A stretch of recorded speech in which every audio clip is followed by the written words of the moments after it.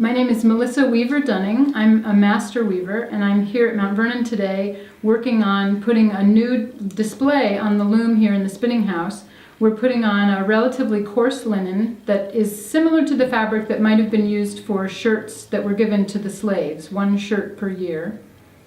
And we have wound the warp, and which is measuring it out on a large board. We beamed it, rolled it onto the loom itself, and then threaded the heddles, which are these strings here.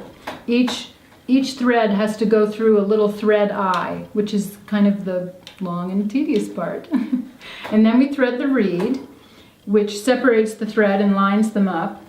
And then we got it all tied up and we're ready to weave.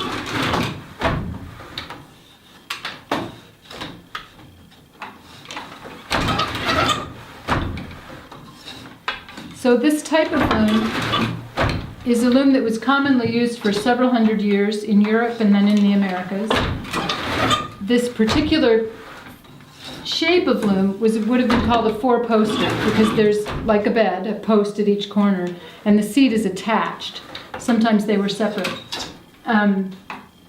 These today are sometimes called barn looms, but we think that's mostly because people stored them in barns. The people who used them would not have called them barn looms.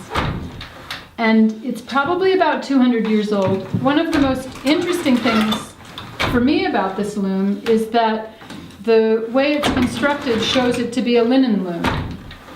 The framing of the loom that helps the support is right on the ground rather than up 6 or 8 inches. And what that allowed the weaver to do is, working in a room with a dirt floor, they would have thrown 1 or 2 buckets of water under the loom to create a more humid environment for weaving linen. Here in Virginia, at least in the warmer months, we don't really need to add humidity, but particularly in the winter, that would have been very important. So we know this was a linen loom,